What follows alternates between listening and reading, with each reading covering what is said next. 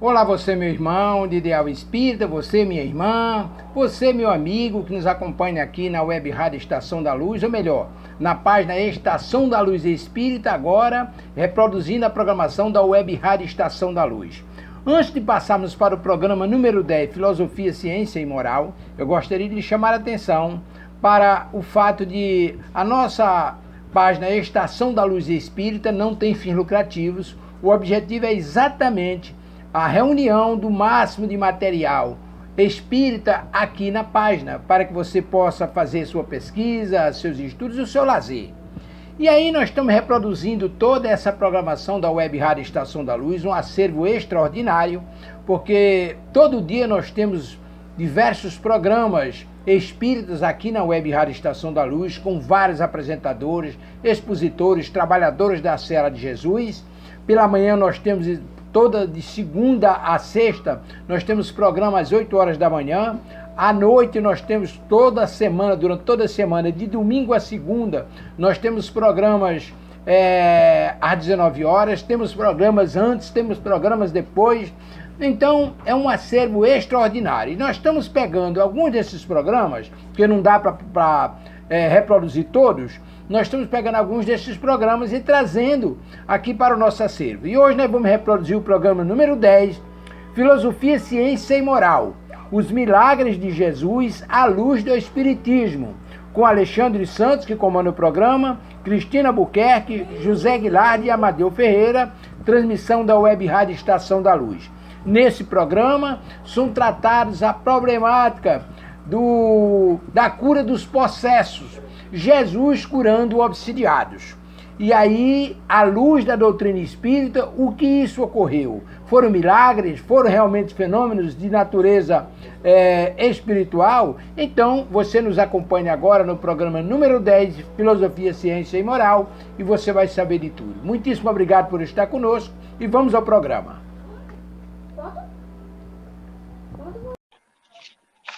Bom dia a todos e todas que estão nesse momento se ligando aí na Web Rádio Estação da Luz, a rádio que emana luz diretamente de Natal para todo o planeta Terra.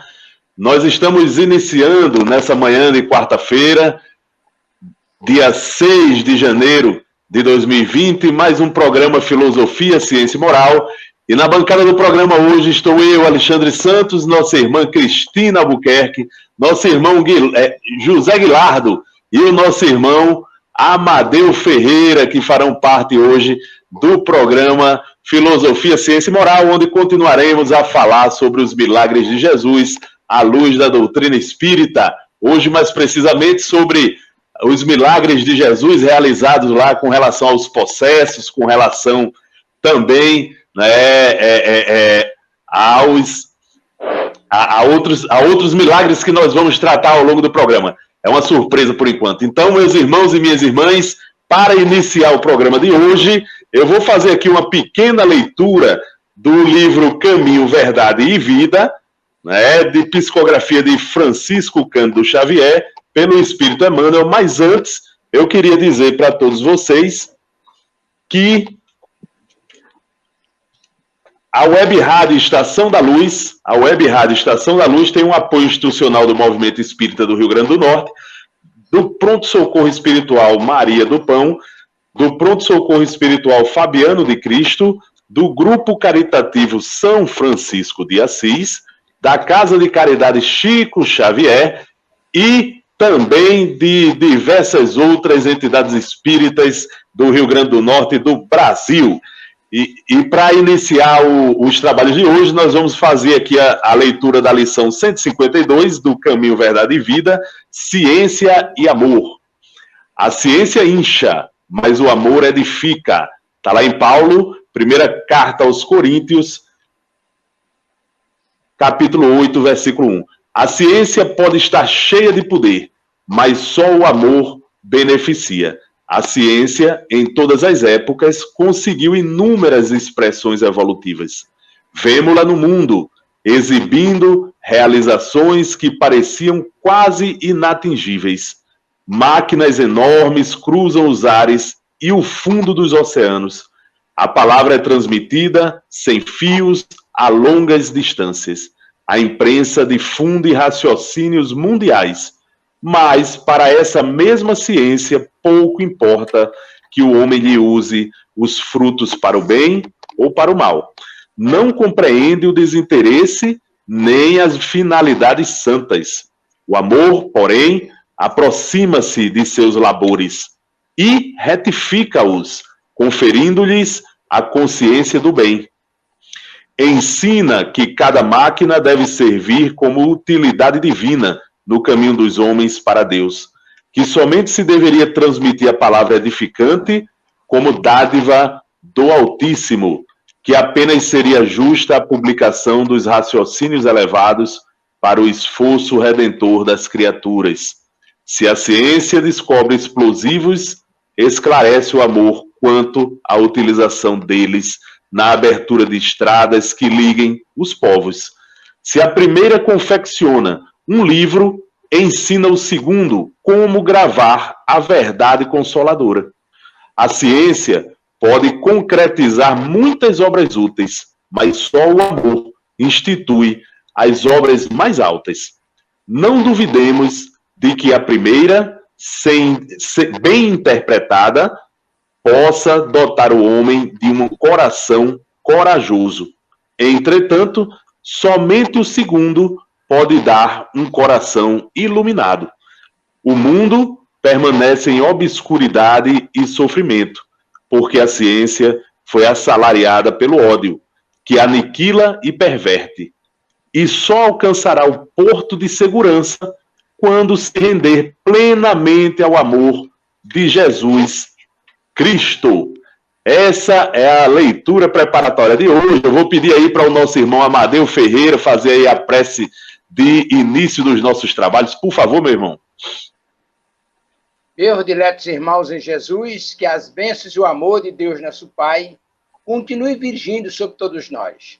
E aí conclamo a todos que estão conosco, fazendo o programa nesta manhã, a você, queridos irmãos, que estão nos acompanhando aqui pela Web Rádio Estação da Luz, através do Facebook e do YouTube, nesse instante, elevemos os nossos pensamentos e possamos dizer: Pai nosso que estás em toda parte, santificado seja o teu nome, no louvor de todas as criaturas. Venha a nós o teu reino de amor e sabedoria. Seja feita a tua vontade acima dos nossos desejos, tanto na terra quanto nos círculos espirituais. O pão do corpo e da mente dá-nos hoje e sempre. Perdoa as nossas dívidas, ensinando-nos a perdoar os nossos devedores, com esquecimento de todo o mal que tenham nos recebido. Não permitas que venhamos cair sob os golpes da tentação de nossa própria inferioridade. Livra-nos do mal que ainda reside em nós, porque só em ti brilha a luz eterna do reino do poder, da glória e da paz, da justiça e do amor para sempre. Que assim seja. Que assim seja, meu irmão Amadeu. Que prece belíssima, meu irmão, para iniciar o dia. É maravilhoso ouvir uma prece dessa e para iniciar o nosso trabalho. Muito obrigado, meu irmão. Vamos aqui fazer um pequeno evangelho. Eu vou pedir para o nosso irmão Guilardo fazer um comentáriozinho sobre esse evangelho, e Cristina também, se for possível. E diz aqui o seguinte, ó: instruções dos Espíritos, no capítulo 15, fora da caridade não há salvação. O Evangelho segundo o Espiritismo, de Allan Kardec. É uma mensagem trazida pelo Espírito Paulo em Paris, 1860. Meus filhos, na máxima, fora da caridade não há salvação, estão contidos os destinos do homem sobre a terra e no céu. Sobre a terra, porque à sombra desse estandarte, eles viverão em paz. E no céu... Oi? Oi? Oi, estão me ouvindo? Sim. Eu estou ouvindo. Sim, tá, beleza. Porque parecia ter uma interferência aqui. Mas vamos lá, gente, desculpem. E no céu, porque aqueles que a tiverem praticado encontrarão graça diante do Senhor. Esta divisa é a flama celeste, a coluna luminosa que guia os homens pelo deserto da vida, para conduzi-los à terra da promissão. Ela brilha no céu como a auréola santa na fronte dos eleitos e na terra está gravada no coração daqueles a quem Jesus dirá: passai à direita, benditos de meu Pai. Podeis reconhecê-los pelo perfume da caridade que espargem ao seu redor. Nada exprime melhor o pensamento de Jesus, nada melhor resume os deveres do homem do que esta máxima de ordem divina. O Espiritismo não podia provar melhor a sua origem do que oferecendo-a por regra, porque ela é o reflexo do mais puro cristianismo. Com essa orientação, o homem jamais se transviará. Aplicai-vos, portanto, meus amigos, a compreender-lhe o sentido profundo e as consequências de sua aplicação, e a procurar por vós mesmos todas as maneiras de aplicá-la. E com esse evangelho, eu pediria aí que os nossos irmãos aí que ainda não fizeram trabalhos iniciais, Cristina e Guilardo, pudessem fazer um pequeno comentário. Guilardo. Bom, Alexandre, bom dia a todos que estão escutando a Web Rádio Estação da Luz. Bom dia, Alexandre. Bom dia, Cristina. Bom dia, Amadeu. Bom dia, meu irmão. Esse evangelho de hoje, ele resume, digamos assim, poderia dizer, todo o nosso trabalho aqui na Terra. Nós estamos aqui exatamente para praticar a caridade. Como disse o próprio Paulo, fora da caridade não há salvação. Então, a salvação é a caridade. E a caridade a gente não deve confundir só com ajuda material. É claro que essa caridade também é muito importante. Mas existe também outros tipos de caridade que a gente pode praticar, e essas são as mais difíceis. Como, por exemplo, a caridade do perdão, a caridade de compreender o estado evolutivo de um irmão que nos atinge, que nos magoa, que nos prejudica, que nos causa o mal, da gente poder compreender e perdoar esse irmão. Essa é uma caridade difícil, e é para esse tipo de caridade que a gente tem que atentar e desenvolver todo o esforço possível na nossa caminhada. A caridade, de muitas vezes, de poder escutar um irmão necessitado, que só precisa de alguém que lhe escute, a caridade de um sorriso que não custa nada, né? A caridade de você levantar o ânimo de uma pessoa que está em desespero, a caridade de estender a mão aos caídos, de fazer parte, de colocá-lo, de incluí-lo, a caridade da inclusão, né? Tantos irmãos são invisíveis, né? Nessa sociedade de hoje, quantas pessoas estão aí na marginalidade, na rua, né? Mendigando um pouco de atenção, um pouco de carinho. Então, a caridade, ela é, como, assim, no meu ponto de vista, eu compreendo como o objetivo de todo o ensinamento de Jesus, de a gente ver o nosso irmão como se fosse a gente. Como eu gostaria de ser tratado, né? Se eu tivesse no lugar do meu irmão. Então, caridade é isso, é um trabalho difícil, né? Principalmente quando se trata de perdoar, de compreender o estado evolutivo de pessoas que ainda estão equivocadas na sua condução, no seu modo de agir, no seu modo de proceder, né? Então, que a gente tenha sempre a caridade de orar por esses irmãos, de pedir a Deus por eles, para que a luz também chegue a eles. Então, seriam meus comentários nesse evangelho, muito importante, muito abrangente, e o objetivo de nossa vida aqui na Terra. É isso, Alexandre. Muito bem, meu amigo Guilardo, muito obrigado pelas suas colocações que também abrem muito a mente daqueles que nos ouvem nesse momento para o evangelho de hoje. Cristina, minha irmã. Muito bem colocado por Guilherme com relação à caridade, e muitos de nós ainda não despertamos para isso, para o nosso trabalho, qual é o intuito da nossa chegada aqui no planeta Terra, da nossa vivência aqui, dessa oportunidade que nos é dada.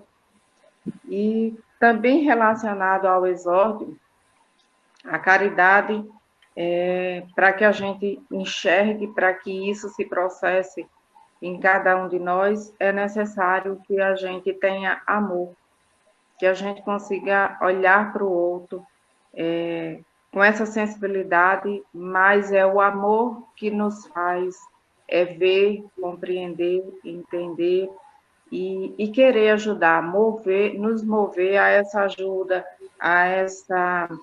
a nos abrir a toda essa situação do perdoar, do conversar, do dar atenção, do colaborar.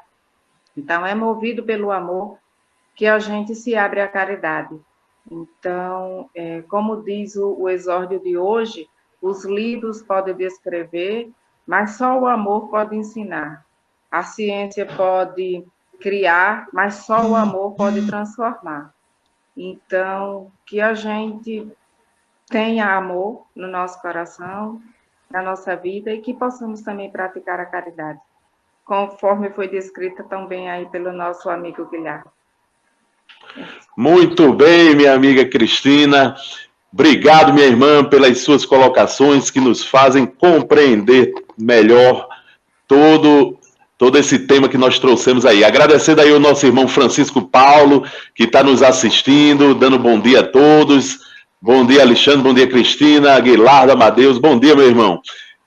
E aí, Amadeu, meu amigo Amadeu, ninguém mais do que o nosso mestre querido, amado Jesus, né, praticou tão bem a caridade neste mundo, praticou a caridade, inclusive, como forma de ensinamento para todos nós. E hoje, Amadeu, Guilardo, Cristina, nós estamos ainda falando sobre os milagres de Jesus à luz do Espiritismo. Hoje nós vamos falar sobre os possessos.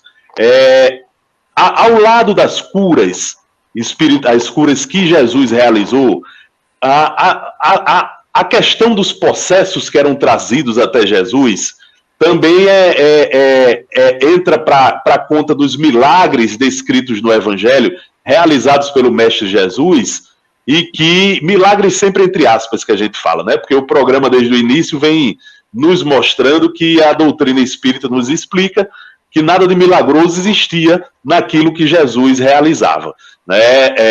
Tudo passou a ser explicado pela ciência, pela doutrina espírita, né? E por várias outras interpretações religiosas que já se fez sobre aqueles feitos de Jesus. Mas a questão dos possessos realmente... Bom dia, meu irmão Wilson José da Hora, que sempre nos assiste lá de Recife, Pernambuco.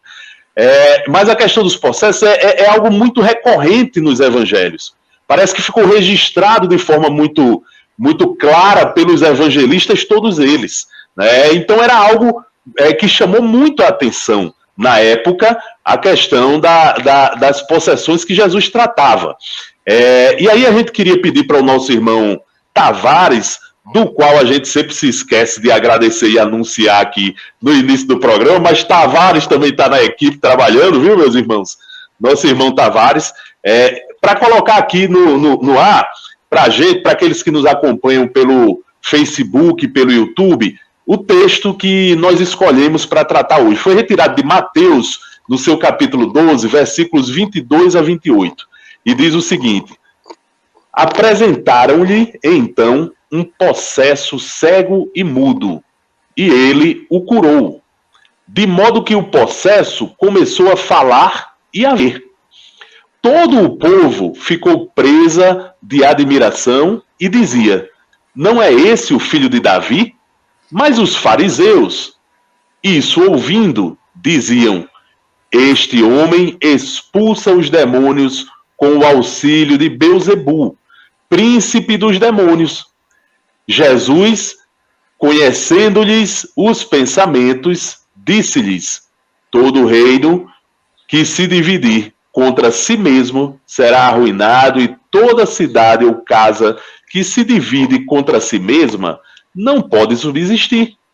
Se Satanás expulsa a Satanás, ele está dividido contra si mesmo. Como, pois, o seu reino poderá subsistir? E, se é por Belzebu que eu expulso os demônios, por quem os expulsarão vossos filhos? Por isso, eles próprios serão os vossos juízes. Se eu expulso os demônios pelo Espírito de Deus, é que o reino de Deus veio até vós. Meus irmãos e irmãs, eu vou passar também para os nossos irmãos Amadeu e Guilardo e Cristina, para que a gente comente sobre a questão dos possessos, mas uma coisa que é interessante, eu resolvi trazer esse exemplo do Evangelho, que também é tratado lá na Gênese por Allan Kardec, viu, meu amigo Amadeu? Justamente porque ele traz situações muito interessantes para a gente tratar sobre isso. Primeiro, ele diz que o sujeito que foi trazido até Jesus estava possesso, mas essa possessão tinha gerado nele o quê? Veja só, essa possessão tinha gerado nele a mudez e a cegueira. Né? A possessão era de tal forma que, né, o espírito obsessor estava até, inclusive, prejudicando a visão e prejudicando a audição do irmão que estava sofrendo o processo obsessivo numa forma de possessão. Então vejam que muitos dos males físicos que nós apresentamos no mundo não são frutos propriamente de uma doença. Pode ser fruto, muitas vezes, de algo que nos deixa doente, né? E aí é importante a gente compreender esse exemplo que foi trazido no Evangelho, porque esse era um caso, né? E nem sempre as curas de Jesus se deu simplesmente por um processo de cura. Aqui ficou claro que houve um processo de desobsessão, né? E esse processo de desobsessão trouxe a cura. Então isso é importante a gente refletir, meu amigo Amadeu. É importante a gente refletir também a posição dos fariseus. É preciso que a gente explique que os fariseus, né, eles eram de uma seita religiosa lá entre os hebreus, e eles detinham um pouco de poder, porque estavam nos postos de poder. E eles se deram a perseguir Jesus. Eles queriam pegar Jesus, porque Jesus se apresentava como uma ameaça ao poder deles. O poder secular deles. Então vejam só como eles confundiam as coisas. Nesse momento, o que é que os fariseus tentam fazer quando eles percebem que o povo ficou admirado com aquelas curas de Jesus e atribuía isso ao fato de Jesus ser filho de Davi? Olha só, não é esse o filho de Davi? Ou seja, confirmando que ele era o Messias, né? E confirmando que não só que ele era o Messias, como que ele estava fazendo tudo ali para provar que era. E na verdade, o que é que os fariseus fazem? Sentem que isso é uma ameaça e começam a desvirtuar o trabalho de Jesus. O que é que eles atribuem o fato de Jesus expulsar os demônios? E aí é importante a gente falar sobre isso. Demônios era o termo com que eles conheciam os maus espíritos na época. É preciso ficar esclarecido isso, né? Então, ele tenta menosprezar o trabalho de Jesus, atribuindo isso à coisa do demônio, gente. Estão vendo como isso é muito hoje atual, né? Muitas vezes, irmãos trabalhadores espíritas, médiuns que trabalham nos trabalhos de desobsessão, muitas vezes são taxados dessa forma ainda hoje na sociedade moderna, né? Então, sobre isso, eu queria chamar o nosso irmão Amadeu, e depois Guilardo, depois Cristina.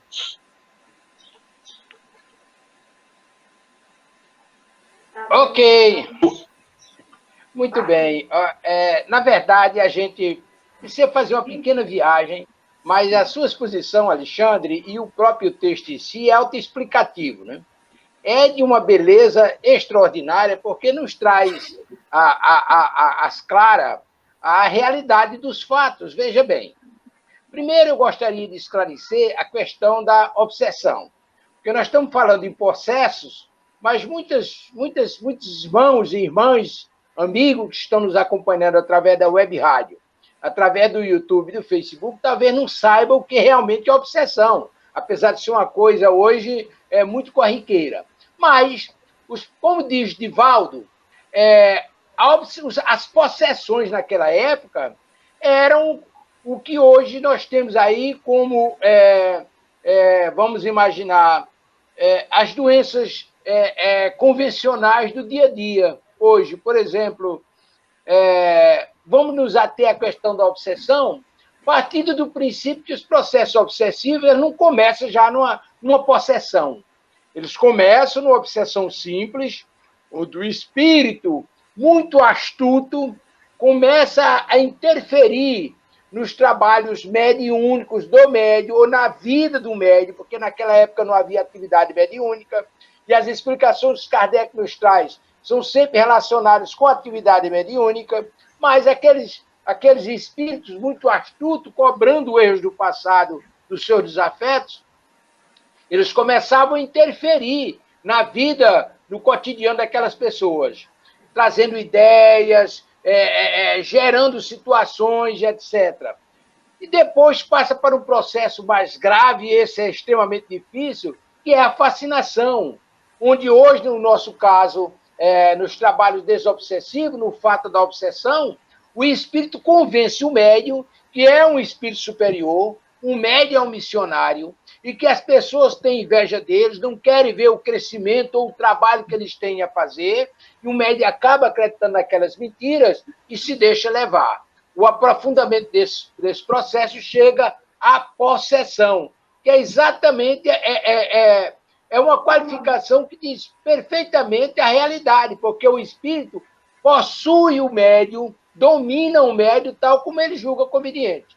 E nesse caso que Alexandre leu e comentou, é perfeitamente compreensível. O espírito, além de dominar o médium, tira-lhe a visão e a audição. Ou seja, tira-lhe a visão e a língua e a linguagem. Ele fica mudo e cego. Ora, o que é que Jesus faz? Com a autoridade de Jesus? Ele manda que o espírito se afaste, aquele espírito obsessor, aquele espírito que ele chama de sujo, se afaste e deixa a criatura. Ele, com a autoridade dele, o espírito não tem outra alternativa a não ser deixar aquele irmão. É como acontece nas nossas atividades mediúnicas, quando o médium está sintonizado com o plano superior, seguindo a orientação dos benfeitores, determina aquele espírito que deixa aquele irmão e ele deixa. Aí o que é que vai acontecer? Imediatamente, incontinentemente, o processo fica bom. E com a ausência do espírito, ele recobra a fala e a sua visão. Mas aí Alexandre levantou uma questão muito interessante que a gente vê no dia hoje, é decorrente hoje. Segmentos outros hoje que se degradiam, principalmente na área política. O que é que acontece? Um fica detratando ou desfazendo os feitos do outro. É exatamente o que os fariseus fazem. Como as pessoas presentes viram em Jesus o enviado de Deus, o filho de Davi, o que é que eles fazem? Vamos desacreditá-lo. Como? Dizendo que ele está fazendo isso amando do Satanás.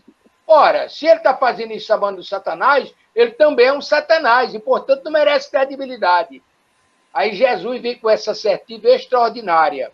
A casa, ou o grupo, ou quem quer que seja, que se divide não pode subsistir. Ora, se era Satanás que ele estava conduzindo os trabalhos amando de Satanás, seria uma aberração, porque teria que afastar o próprio Satanás daquele irmão. Então, as coisas ficam muito claras quando a gente vê o texto e o conteúdo, quando fica claras as intenções dos fariseus e o trabalho de Jesus. Que o trabalho de Jesus está relacionado exatamente com o texto que foi lido no início, que nossa irmã Cristina tratou com muita sabedoria, a ciência e o amor. O que é o amor, finalmente? Tratando na área da caridade. E é o amor, a caridade é o amor em movimento. E o que é que Jesus fez? Jesus tratava aquelas questões não com grosserias, não com vaidade, mas, pelo contrário, com amor. Ele envolvia aqueles espíritos num halo de amor tão violento, tão profundo, que o espírito não tinha outra alternativa a não ser cumprir a determinação de Jesus. Isso era amor. E é por isso que Jesus veio nos ensinar a amar. Amar como? Praticando a caridade. É onde a gente vê a expressão correta desse ensinamento, Jesus praticando caridade, transformando isso em atos de amor, que é o que ele veio nos fazer, foi justamente nos ensinarmos a nos amarmos uns aos outros. No campo geral, passaria por assim. Ok? Ok, meu irmão. Guilardo, meu irmão. Alexandre, é o seguinte, depois do que Amadeu falou, fica difícil o cara dizer alguma coisa, porque ele não deixou nada para a gente, né? Ele fez uma explanação tão completa e tão ampla. É verdade. Mas Então, peraí, vamos fazer o seguinte. Eu queria só pedir para que Tavares colocasse aí agora essa projeção que nós colocamos agora, porque aí vocês raciocinam de acordo com o que disse Allan Kardec lá na Gênesis, viu? Mas fica à vontade para você falar o que quiser. Mas mesmo assim, ele já deu-se uma aula tão grande sobre obsessão, fascinação e possessão, mas eu vou me ater à questão da parte evangélica da leitura, né? Eu vejo o seguinte, como Jesus tratava os casos de possessões, né? de obsessão. Porque a gente vê, Alexandre, que no caso são duas pessoas doentes. É o doente encarnado que está espiando ou sendo provado, e o nosso irmão equivocado que está no plano espiritual, vivendo a vida no mundo espiritual e que não teve a caridade de perdoar. Então, no caso em questão, o que eu observo? Ele atacou principalmente a visão e a fala do irmão encarnado. Então, por que ele fez isso? Eu raciocino que deve ter sido através desses dois órgãos que ele foi prejudicado pelo irmão encarnado. Ele deve ter usado em uma vida em que eles se encontraram, né? Que ele usou da visão para falar coisas que não devia, e o irmão foi prejudicado por conta disso. Então, como é que Jesus teria que tratar as duas pessoas? Porque Jesus era o amor por excelência, né? Então, ele não iria tratar só o encarnado e deixar o irmão que estava obsidiando ele sem tratamento. Isso seria falta de caridade. Ele teria que fazer um tratamento duplo. Por isso que eu observo que a maneira como foi contado é porque a autoridade de Jesus era tão grande que deve ter soado assim como autoridade. Mas quem teve a oportunidade de assistir o Mensageiro da Paz, que conta a história do Divaldo, você viu que tinha um irmão que estava tentando, num trabalho de desobsessão, tentando expulsar um irmão, né? Com autoridade, estou mandando em nome de Jesus, e não fazia efeito. Devia ser assim que os fariseus tratavam as pessoas que os procuravam. Por isso que eles achavam que Jesus só podia ser através de Beelzebul, mas não é através do amor, né? Então, como foi que aquele irmão compreendeu? Quando a nossa irmã que estava ao lado tratou ele com carinho, com amor, tentando mostrar a ele que ele estava equivocado, tratou com caridade, como se ele fosse um filho, desejando até que se ele tivesse encarnado, ela iria dar todo o amor de mãe a ele. Então, eu acho que era assim que Jesus deve ter tratado nesse caso. Ele tentou auxiliar aquele que estava encarnado, mas tratando com amor aquele outro, fazendo ele compreender. E, como disse muito bem o Amadeu, o amor dele era tão grande que soava como uma ordem. E quem não estava vibrando naquela mesma faixa, na faixa de se sentia obrigado a correr. Por isso que ele, diziam assim que ordenou, saiu, e o Espírito saiu em carreira. Então, porque a vibração de Jesus era tão grande que obrigava quem não estava naquela mesma sintonia a se afastar dali com urgência, porque não ia se sentir bem. Você vê também no filme do Divaldo que ele sofreu uma obsessão de 60 e tantos anos. E foi através do amor, né, que ele conseguiu mostrar para ele que ele estava equivocado. Então, seriam as minhas considerações, Alexandre, com relação aos tratamentos de Jesus, com relação aos processos. Ele tratava os dois, e só podia tratar com muito amor, com muita caridade, porque da maneira que está escrito, que já vem de lá para cá, né, só como Jesus mandava, saia, vai, e ele não estaria sendo caridoso com aquele irmão que estava equivocado, né? Deveria ser uma maneira totalmente diferente, que soava como se fosse uma ordem, a ordem do amor, a ordem da caridade. E seguindo essa linha de raciocínio sua, Guilardo, conhecendo o Mestre Jesus como a gente conhece, todos nós, o amor que ele sente pela humanidade, com certeza esses irmãos que eram afastados, sob a sua autoridade nesse momento, tinham uma grande equipe espiritual que a partir daquele momento ia acolher esse irmão, ia da mesma forma como acontece hoje nos centros espíritas, né? Onde não é só afastar o irmão é afastado amorosamente quando existem condições para isso, mas existe toda uma equipe espiritual para acolhê-lo e encaminhá-lo numa nova orientação, né? Cristina, minha amiga, aproveita aí o embalo. Pegando uma perninha aí na fala do seu Amadeu, esse nosso amigo, professor, nessa caminhada maravilhosa, que a gente muito tem aprendido com ele nesse tempo de convivência. Quando o seu Amadeu falou que Allan Kardec se refere ao médium, que recebe essas influências do espírito ainda equivocado e que muitas vezes chega à possessão. Segundo nós também estudamos, todos nós somos médium, segundo Allan Kardec, num grau qualquer. Muitas vezes a gente pode se perguntar, mas eu não vejo, eu não escuto, eu não psicografo, então, que qualidade de médium eu sou?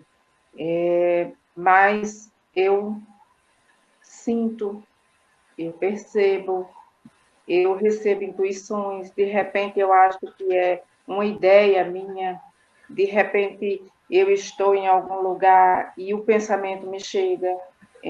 Então, isso também é um tipo de mediunidade, é um tipo de informação que a gente recebe.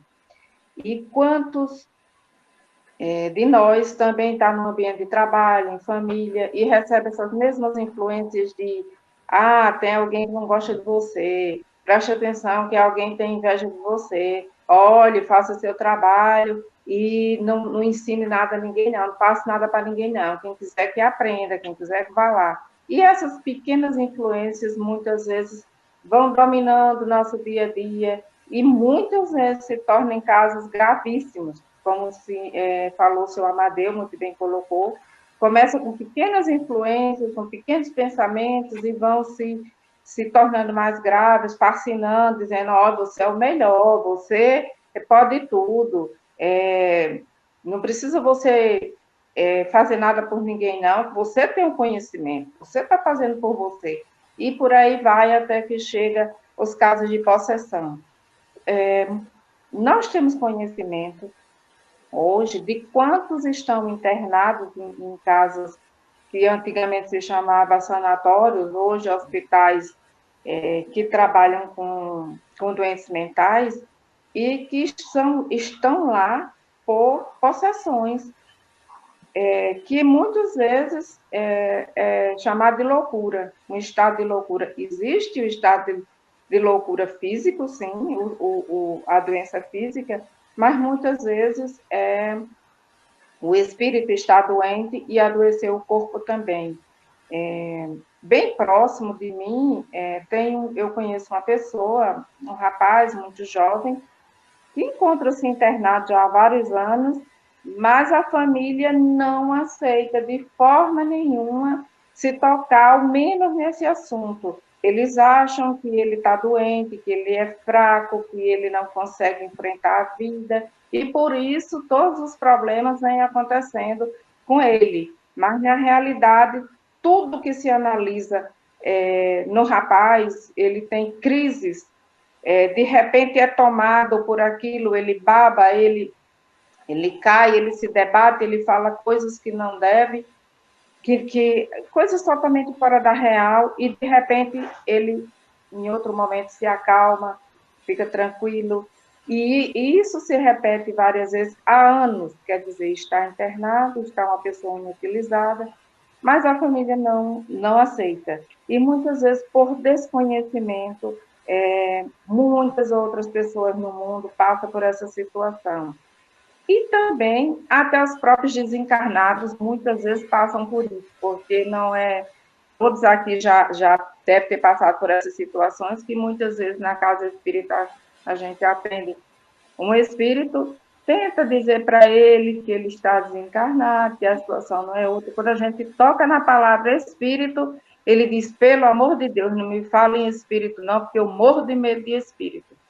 Então, por desconhecimento, muitas vezes nós somos levados a essas situações. E hoje, a ciência já nos explica o que são as possessões, o Evangelho nos explica o que são as possessões, como devemos tratar, e como também colocado por seu Amadeu, por Alexandre Guilhardo, Jesus tinha um poder moral, uma autoridade moral muito superior, que pôde fazer isso, expulsar o que eles chamavam no momento de demônios, que eram apenas espíritos ainda desavisados, ainda em má situação, expulsar, e eles obedeciam porque a autoridade de Jesus realmente era imensa. E hoje nós trabalhamos isso nas casas espíritas, esses mesmos espíritos, só que com o passe, com a água magnetizada, com a oração, com a prece. Então, inclusive, a possessão hoje é tratada, já existe um CID, um Código Internacional, né, de Doença, que reconhece isso, e que a gente pode tratar nos hospitais, inclusive o Hospital Onofre Lopes, existe um espaço lá que trata disso, com os passes, com as palestras, com toda uma orientação, quer dizer, até no nosso SUS já está incluído esses tratamentos. Então, hoje, já não é mais um caso que a gente não conheça, que a gente tente deixar ou passar no escuro. Então, a própria ciência já está bem perto de nós, ao ponto de estar incluso como um código de doença, ser registrado como um código de doença, e ter um atendimento bem próximo, já está incluso até no tratamento do SUS. Então, como uma terapia, existe lá as terapias integrativas, como eles chamam, que esses tratamentos. Então, já nós também que temos esse conhecimento, já indicamos para algumas pessoas que passavam por esse tratamento na casa espírita, e eles têm sentido uma grande diferença com isso. Então, que as possessões hoje, para nós, já não é mais aquele caso sem jeito, que se trancava o filho, se escondia para que ninguém tomasse conhecimento, e que se esperava um milagre realmente, um profeta, ou mesmo o poder de Deus. Hoje existe a cura, existe como tratar, basta que a gente se abra a esse conhecimento e busque essa cura. É isso. Muito bem, minha irmã Cristina. Só um pequeno comentário. Só para avisar antes, viu, meu amigo Guilardo, que hoje nós temos o programa Espírita, o Evangelho por Emmanuel, às 23 horas, todos os dias. Aliás, todos os dias, Guilardo, nós temos o Evangelho por Emmanuel. É um momento em que aqui na rádio os apresentadores se revezam falando sobre o Evangelho de Jesus, narrado pelo Espírito Emmanuel, pela psicografia de Chico Xavier, meu amigo. E hoje estaremos com a nossa querida irmã Silvia Almeida, lá do Rio de Janeiro, fazendo esse programa maravilhoso. Guilardo, meu irmão.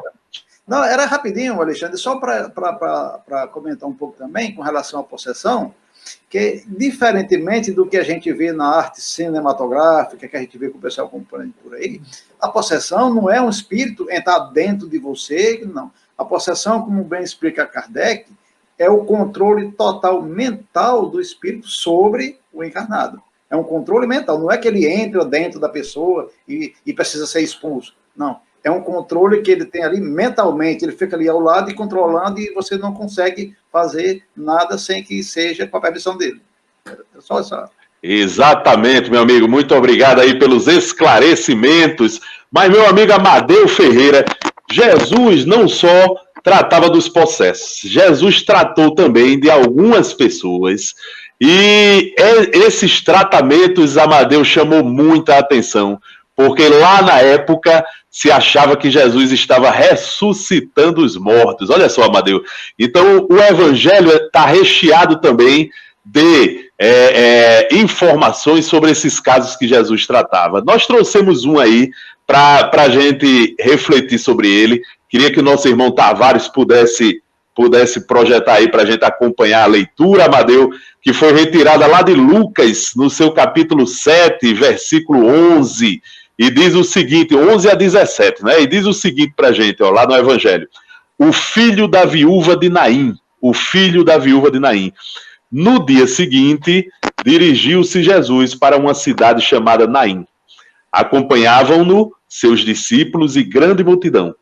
Quando estava perto da porta da cidade, aconteceu que levavam a sepultar um morto, que era filho único de sua mãe, e essa mulher era viúva. Estava com ela grande número de pessoas da cidade. Tendo-a visto, o Senhor se tomou de compaixão para com ela e lhe disse: não chores. Depois, aproximando-se, tocou o esquife e os que o conduziam pararam. Então disse ele: mancebo, levanta-te, eu o ordeno. Imediatamente o moço se sentou e começou a falar, e Jesus o restituiu à sua mãe.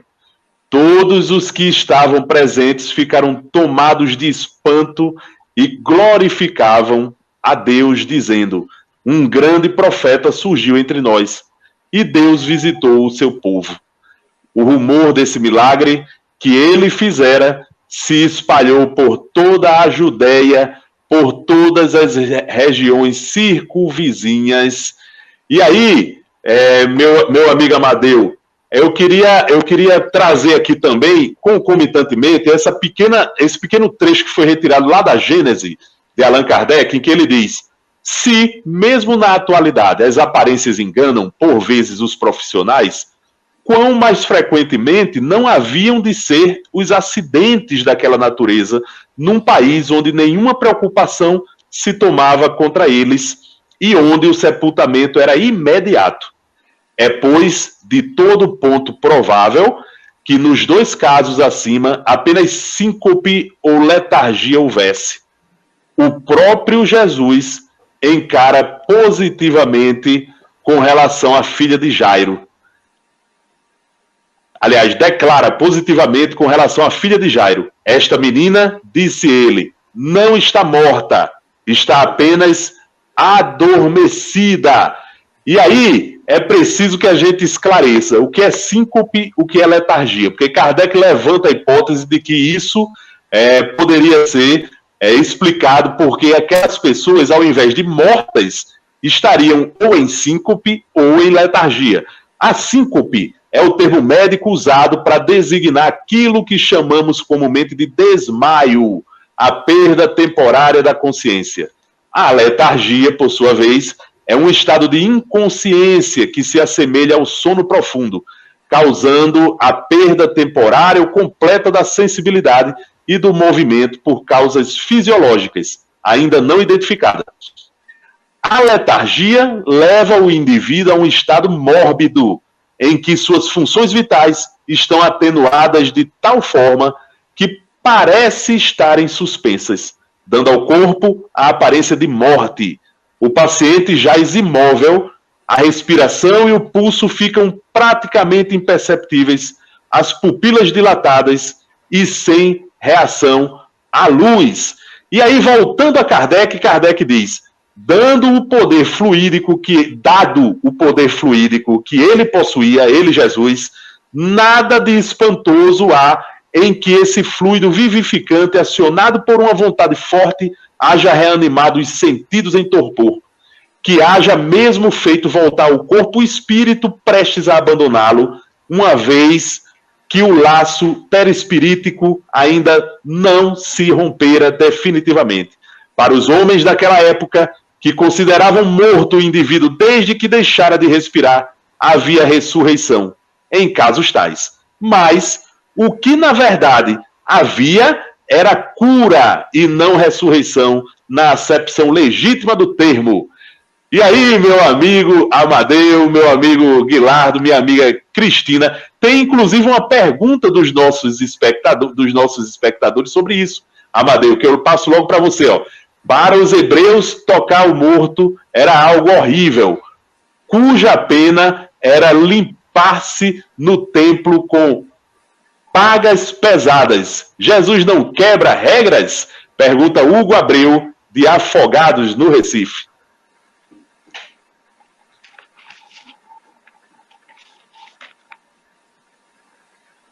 Okay. Liga o microfone, meu amigo Amadeu.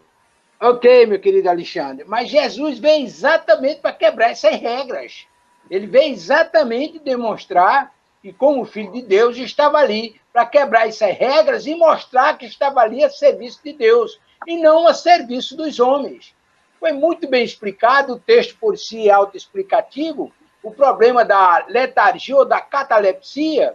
A catalepsia é a criatura que perde a mobilidade, ou o comando, ou o domínio de determinada parte do corpo. A letargia é aquilo que você acabou de ler no texto com muita proficiência. Veja bem, no caso de Lázaro, da filha do filho da viúva, da filha de Jairo, na verdade, Jesus sabia absolutamente que o espírito ainda estava vinculado ao corpo. E o que ele fez? Simplesmente mandou voltar. E o espírito volta com autoridade, com autonomia, com a determinação de Jesus. Mas por que ele faz isso? Para contrariar justamente os costumes e os hábitos. Aí a gente vai lá nos ensinamentos do próprio Jesus. As pessoas, os hebreus da época, os fariseus, etc., eles se atinham aos mandamentos exteriores e esqueciam a essência, que é a questão da alma, da essência espiritual. Ora, Jesus se compadecendo daquela viúva e aquele filho que era rime de família, a viúva ia ficar em situação difícil. Podendo ele, naquele instante, equacionar aquela questão, determinando que o filho voltasse às suas condições normais e desse continuidade na sua vida, ele tinha autonomia para isso, e sabendo que ele estava vinculado ao corpo, é claro que ele ia mandar fazer, e fez, e o jovem recuperou. Agora, é óbvio, se o cara já estivesse desvinculado do corpo, ficaria bem mais difícil a tarefa de Jesus. Acredito até que ele tem autoridade para isso. Ele tinha autoridade para isso. Mas só que ele não ia derrogar as leis divinas. Mas nessa situação ele não derrogou, ele apenas fez cumprir a lei divina. Pela sua sabedoria, que aquele espírito estava vinculado, assim como a filha de Jairo e o próprio Lázaro, sabendo que eles ainda estavam vinculados ao corpo, eles estavam apenas num processo letárgico, mandou que retornasse, os espíritos voltaram. Isso é perfeitamente compreensível, e Jesus fez isso, inclusive para mostrar a quem veio, para contrariar os hábitos, os costumes e as coisas exteriores, as práticas exteriores, em detrimento da essência espiritual. Acho que no campo geral nós estamos chegando aí ao final, mas no campo geral seria isso, Alexandre. Ótimo, Amadeu. Gostei muito das suas colocações, meu amigo Amadeu. Eu queria falar sobre uma experiência própria, Amadeu. Eu já fui policial civil. Meu primeiro cargo público foi de policial civil. Quando eu terminei de fazer o meu curso de Direito, fiz concurso para a Polícia Civil aqui no estado do Rio Grande do Norte. E antes de ser nomeado policial, a gente fazia uma academia de Polícia Civil. E nessa academia nós tivemos aula com um grande perito médico legal, um médico legal aqui do Rio Grande do Norte, chamado Dr. Jerônimo. Você acha que hoje ele está aposentado? E Dr. Jerônimo deu uma aula para a gente, e uma dessas aulas me chamou muita atenção, Amadeu, porque ele dizia o seguinte: olha, às vezes a pessoa em um estado de catalepsia ou de letargia, ela é dada como morta, né? E aí ela é enterrada, e muitas vezes a gente vai fazer a exumação do corpo. E quando a gente vai fazer a exumação do corpo, por um motivo qualquer, a gente encontra o corpo em condições totalmente diferentes de como ele foi enterrado. Ele está com as mãos assim, ó, tentando empurrar o caixão. Às vezes as unhas, né, arrancaram de tanto ele tentar rasgar o caixão, né? Pessoas que aparecem em decúbito, né, virada, tentando, de tanto agoniado que ficou, tentou, ou seja, estava em catalepsia, estava em letargia, foi enterrado vivo, acordou, né? e tentou sair, não conseguiu. Então, isso foi uma grande caridade também que Jesus praticou por essas pessoas, não é, meu amigo Guilherme? Exatamente, Alexandre. E como a gente pode observar, pela lei dos judeus, realmente nosso irmão Hugo, ele está certíssimo com relação à lei dos judeus, com relação a você a tocar no morto. Por isso que, na parábola do samaritano, aquele sacerdote que passou e viu o caído e não tocou, ele tinha medo dele estar morto, e então ele deu mais atenção à lei dos judeus do que o ato de ter que praticar caridade, o amor por aquele caído que ele não sabia quem era. E no caso, a gente pode até afirmar, né, Amadeu, que Jesus, para não desagradar, nesse caso também, ele sabia e ele frisava muitas vezes, não, ele apenas dorme, ele não está morto, né? Para não afrontar também tanto, né? Ele tocava e ele fazia, e ele sabia que ele não estava morto. Ali, mais ou menos, a gente trazendo para um exemplo material, quando você tem uma bateria de um carro que está ali, não tem força para ligar o motor, aí você chega com aquela chupeta, dá aquela carga de fluido magnético ali, né? E ela retorna, né? Porque ainda não estava, ainda tinha vida, ainda existia, ali só estava precisando que alguém da capacidade de Jesus, com tanto fluido magnético, desse aquela carga para aquela pessoa retornar à sua normalidade, né? Então seria isso. Muito bem, meu amigo. E como disse Amadeu, nós estamos nos encaminhando para o final do programa. Eu queria chamar aí nosso irmão Tavares, Elielson Tavares, para mostrar aí a programação da rádio. Não sei se ele está preparado para isso hoje. Se não estiver, meu irmão, a gente dá seguimento aqui para os comandos finais. Se ele não estiver, eu tenho a programação aqui, eu posso fazer para você.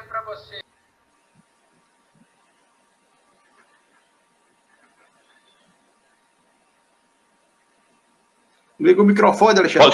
Fica à vontade, Amadeu. Fica à vontade, Amadeu. Faça aí, porque o nosso irmão acho que está com algum probleminha que ele entrou, saiu. Ele está deixando para você. Ok, meus queridos irmãos. A Web Rádio Estação da Luz, a nosso ver, está prestando um extraordinário serviço a nós, outros espíritos, e aos irmãos que nos acompanham aqui na Web Rádio Estação da Luz, inclusive no Facebook e no YouTube. Por exemplo, de segunda a sexta, pela manhã, às 8 horas da manhã, nós temos essa programação. Na segunda e na sexta, nós temos o programa Nos Domínios da Mediunidade.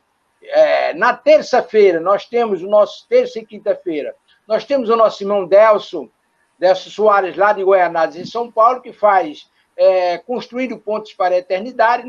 Na terça, ele estuda o Evangelho. Na quinta, ele estuda o Livro dos Espíritos. E na quarta-feira, fechando a semana, no meio, na quarta-feira, nós temos nosso querido Alexandre Santos, Dona Cristina, Leopoldo José Aguilar, e a equipe que faz o programa com ele, que é esse programa que estamos aqui, Filosofia, Ciência e Moral. Mas, na programação da semana, todos os dias, às 19 horas, Elielson Tavares tem programas espíritas com seus convidados. Aí é uma verdadeira obra-prima esse trabalho que está sendo feito. Inclusive, nós estamos fazendo a reprodução desses programas lá na página Estação da Luz Espírita, que está também no YouTube e no Facebook.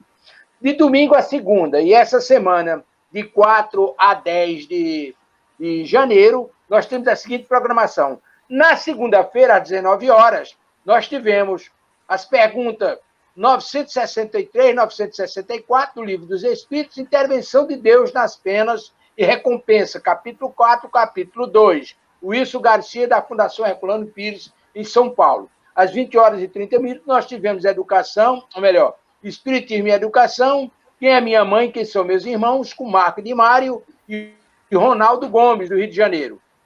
Às 23 horas, o programa O Evangelho por Emmanuel. Esse Evangelho por Emmanuel tem uma particularidade. Emmanuel ele faz um comentário acerca das citações dos evangelistas, de Paulo, de Lucas, de João, de Marcos, etc. E, nesse caso, ele tem o chamamento, a citação do evangelho, ou do evangelista, e aí Emmanuel faz um comentário. Os apresentadores desses programas na Web Rádio vão lá e fazem o programa em cima daquele comentário. Então, nas 23 horas da segunda-feira, o programa Evangelho por Emmanuel, com a equipe da Web Rádio Estação da Luz. Na terça-feira, às 19 horas, Livro dos Médios, capítulo 6, Manifestação e as Drogas, com Henrique de França, de Brasília. Trabalho extraordinário que esse rapaz faz lá em Brasília, cuidando de pessoas viciadas. Às 20 horas, Herculano e o Homem do Mundo, um revolucionário do bem, com Heloísa Pires, que é filha de Herculano Pires, Alberto Magno e Wagner Tadeu. Às 23 horas, o Evangelho por Emmanuel, Hugo Laércio, lá de Guaianazes, em São Paulo. Nas quartas-feiras, às 18 horas, a Rádio Rio de Janeiro e a Web Rádio Estação da Luz, em uma parceria, apresentaram Berenice Lima e Deusa Nogueira. Elas fizeram o programa, ou fazem um programa, que é semanal, às 18 horas, o programa sobre os Missionários da Luz, um livro ditado por Emmanuel, por André Luiz, psicografia de Francisco Cândido Xavier. Às 19 horas, a Semana Espírita de Ponta Negra, aí o trabalho é excepcional. Aí, a Semana Espírita de Ponta Negra, 23 anos da luz do Espiritismo, e aí é com Duda, e tem toda aquela programação retrospectiva, perspectivas e etc. Às 23 horas, o Evangelho por Emmanuel, com a equipe da Web Rádio. Na quinta-feira, às 19 horas, Cristianismo e Espiritismo, com a equipe da Web Rádio. Às 23 horas, o Evangelho por Emmanuel, com Amanda Alves, lá de Guaianazes, São Paulo. Na sexta-feira, aí às 19 horas, o Evangelho segundo o Espiritismo, capítulo 6, o Cristo Consolador, no item 5, Advento do Espírito de Verdade. Música, grupo musical espírita, Chave de Luz, lá de São Paulo, com Caterine Chave. Ainda na sexta-feira, às 23 horas, o Evangelho por Emmanuel, com Renato Bezerra, aqui de Natal, do Centro Espírita Adolfo Bezerra de Menezes. No sábado, às 19 horas, Perseverança, Grupo Espírita Cantinho de Luz, o nosso irmão Mackenzie Melo, lá de Massachusetts, nos Estados Unidos. E às 23 horas, o Evangelho por Emmanuel, com Marineve Saraiva, de Teresina, ex-presidente da Federação, está dando uma ajuda substancial na programação da Web Rádio. No domingo, dia 10 de janeiro, Atualidade do Pensamento Espírita, Mediunidade, com Cosme de Olinda e Silva Almeida, da Congregação Espírita Francisco de Paula, no bairro da Tijuca. Às 21 horas, aí o programa do Evangelho, o culto do Evangelho na Web Rádio Estação da Luz, com os apresentadores, e finalizando a semana, às 23 horas, o programa O Evangelho por Emmanuel, com Zezé Franco, lá do Rio de Janeiro. Essa é a programação desta semana. Já passou uma parte, estamos em andamento, a programação da Web Rádio, agora no YouTube e no Facebook, Alexandre.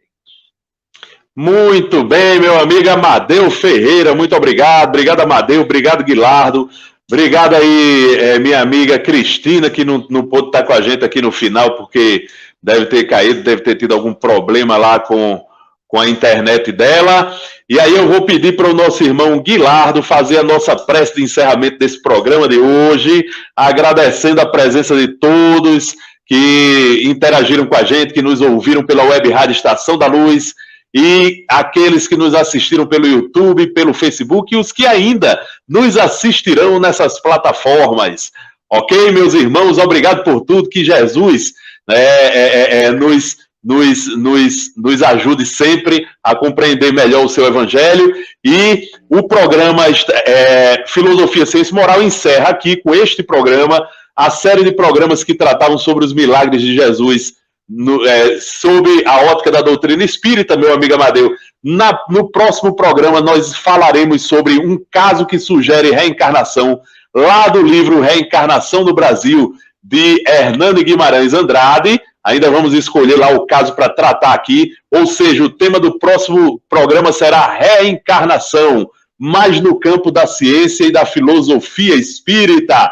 E agradecendo o nosso amigo Francisco Paulo, que interagiu com a gente. Sobre isso, existe um caso famoso de um ator da Globo nos anos 70, deve ser sobre algum caso que nós falamos aqui, e vários outros que interagiram com a gente aí. Então, agradecer aí a todos e pedir ao nosso irmão Guilardo para fazer a prece de encerramento. Agradecer ao nosso irmão Tavares, nosso querido irmão Tavares, que estava aí nos ajudando no programa de hoje. Sem ele, nada aconteceria. Guilardo, meu irmão. Microfone. Pronto. Elevamos os nossos pensamentos a Jesus, Amado Mestre Jesus, nós gostaríamos, nesse momento, de agradecer por mais um dia que se inicia, de agradecer pela oportunidade de estarmos juntos, através das ondas da Web Rádio Estação da Luz, e podermos levar algumas gotas de luz e de esperança a quem nos assiste. Amado Mestre, o mundo vive um momento muito difícil, onde o desânimo, o abatimento, a desesperança toma conta de muita gente. Existe uma psicosfera negativa. Então, Mestre, nós pedimos, dai-nos força, dai-nos ânimo, dai-nos o ânimo forte para enfrentar essa situação, para levarmos fé, coragem, otimismo e perseverança. E como disse Emmanuel no livro de Chico Xavier, tudo passa. Esse momento de dificuldade nós venceremos. Os ensinamentos terão que ser aproveitados. E nós te agradecemos, Senhor, por mais este dia. Que assim seja. Que assim seja, meu amigo Guilherme. Bom dia, meu amigo Amadeu. Bom dia, Brasil, meu amigo Amadeu. Bom dia a todos. Valeu, até a próxima.